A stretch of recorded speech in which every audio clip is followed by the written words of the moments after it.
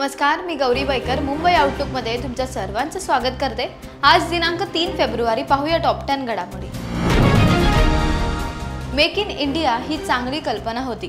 पंतप्रधान नरेंद्र मोदींनी त्यासाठी प्रयत्नही केले, मात्र या योजनेला अपयश आलं आहे हे मान्यच करावं लागेल असं विधान लोकसभेचे विरोधी पक्षनेते राहुल गांधी यांनी केलंय।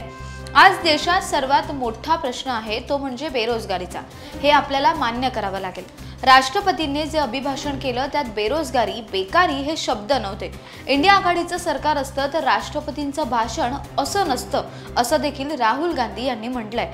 तसंच राहुल गांधी हे पुढे म्हणालेत, मेक इन इंडिया ही चांगली कल्पना होती, मात्र आपण उत्पादनांमध्ये अपयशी ठरलोय। त्याचा परिणाम अर्थातच नोकऱ्यांवर म्हणजेच रोजगारांवर झालाय असंही त्यावेळी ते म्हणाले। धनंजय देशमुख आणि वैभवी देशमुख यांनी काल महंत नामदेव शास्त्री यांची भगवान गडावर जाऊन भेट घेतली। त्यावेळी त्यांनी नामदेव शास्त्री यांना सर्व पुरावे दाखवले। तसंच सरपंच संतोष देशमुख यांची हत्या का झाली, त्यामागे कोण होतं याचा लेखाजोखा देखील त्यांच्या समोर त्यांनी मांडला। यावेळी नामदेव शास्त्री यांनी भगवान गड हा देशमुख कुटुंबियांच्या पाठीशी असल्याचं स्पष्ट केलंय।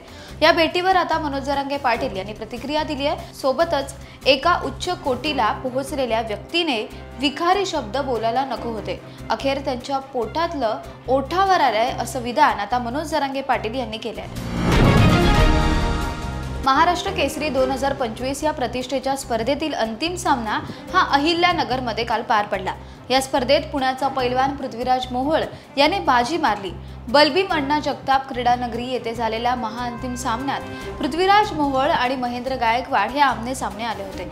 मात्र महेंद्र गायकवाड यांनी सामना संपायला अवघे काही सेकंद बाकी असताना पंचांनी दिलेल्या निर्णयाविरोधात मैदान सोडले। त्यामुळे पृथ्वीराज मोहोळ याला विजयी घोषित करण्यात आले। तसंच शिवराज राक्षे याने उपांत्य फेरीत पंचांनी दिलेल्या निर्णयाविरुद्ध नाराजी व्यक्त केली। शिवराजने पंचांची कॉलर धरली आणि त्यांना लातही मारली। दोघांनी पंचांच्या निर्णयाविरोधात भूमिका घेतली। त्यामुळे कुस्तीगीर परिषदेकडून महेंद्र गायकवाड आणि शिवराज राक्षे या दोघांचं 3 वर्षांसाठी निलंबित करण्यात आलंय। महाराष्ट्र केसरी स्पर्धेतील प्रकरणानंतर आता सोशल मीडियावर या प्रकरणावर चांगलीच चर्चा पाहायला मिळते। या सर्व प्रकरणावरून आता डबल महाराष्ट्र केसरी असलेल्या चंद्रहार पाटील यांनी शिवराजच्या भूमिकेचं स्वागत केलंय। चंद्रहार पाटील यांनी महाराष्ट्र केसरी ठरलेल्या पृथ्वीराज मोहोळ याचं अभिनंदन देखील केलंय, तर शिवराज राक्षे याची पाठराखण करत त्याला पंचाला गोळ्या मारायला हव्या होत्या असं विधान चंद्रहार पाटील यांनी केलंय। उबाटा गटाने आपली सर्व लाईन पूर्णपणे बदलली आहे। हिंदुत्व त्यांच्याकडे राहिलं नाहीये। काँग्रेस आणि राष्ट्रवादी काँग्रेसची विचारधारा त्यांनी स्वीकारली आहे। त्यांना देशद्रोही लागत असून स्वातंत्र्यवीर सावरकर त्यांना नकोय। सावरकरांवर टीका करणाऱ्यांच्या बाजूला ते मांडीला मांडी लावून ते बसलेत। त्यामुळे ते आता फार लांब निघून गेल्याने एकत्र येणं शक्य नसल्याची भूमिका आमदार संजय शिरसाट यांनी घेतली आहे। केंद्रीय अर्थमंत्री निर्मला सीतारामन यांनी शनिवारी अर्थसंकल्प हा सादर केला। त्यावेळी पंतप्रधानांनी बाक वाजवून त्याचं स्वागत देखील केले।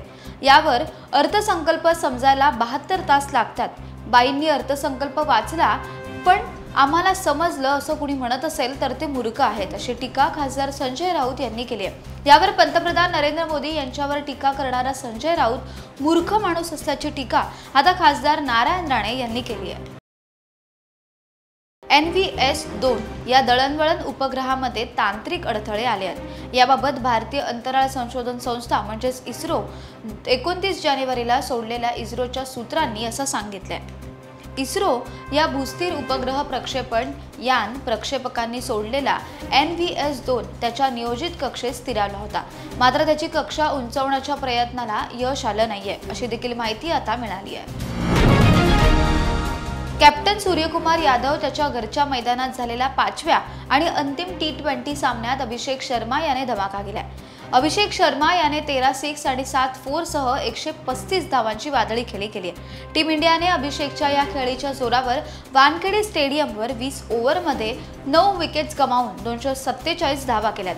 टीम इंडियाच्या फलंदाजानंतर गोलंदाजांनी त्यांची भूमिका चोखपणे पार पाडली आहे। इंग्लंडचा 97 धावांवर खुर्दा उडवत टीम इंडियाने 150 धावांच्या फरकाने विजय मिळवला। टीम इंडियाने इंग्लंडवर 5व्या T20 सामन्यात 150 धावांनी धुव्वा उडवला। टीम इंडियाने विजयासाठी दिलेल्या 248 धावांचा पाठलाग करताना इंग्लंडचा 97 धावांवर बाजार उठलाय।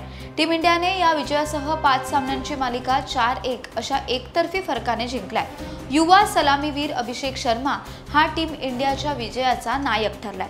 अभिषेकने 13 षटकार आणि 7 चौकारांच्या मदतीने 135 धावांची तोडफोड केली आहे।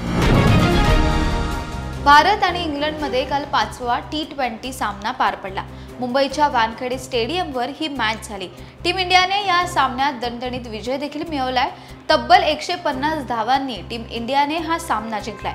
मैदानात हा सामना रंगलेला असताना प्रेक्षक गॅलरीत एक वेगळं दृश्य पाहायला मिळालं। एरवी राजकारणांच्या पिचवर परस्परांशी सामना करण्याची एकही संधी न सोडणारे हे राजकारणी वानखेडे स्टेडियमवरच्या प्रेसिडेंट बॉक्समध्ये एकत्र दिसलेत। महत्त्वाचं म्हणजे ही सर्व राजकीय नेते मंडळी हास्य विनोदात रमली होती। अन्य क्रिकेट प्रेमींबरोबरच त्यांनी सुद्धा भारत इंग्लंड सामन्याचा आनंद लुटताना पाहायला मिळालं। महाराष्ट्र विधानसभेचे अध्यक्ष राहुल नार्वेकर, भाजपचे नेते आणि कॅबिनेट मंत्री आशिष शेलार, आदिती तटकरे, नमिता मुंदडा, आदित्य ठाकरे, मिलिंद नार्वेकर, जितेंद्र आव्हाड सोबतच विश्वजित कदम असे सर्व पक्षीय राजकारणी ह्या सामन्याला उपस्थित होताना दिसून आले।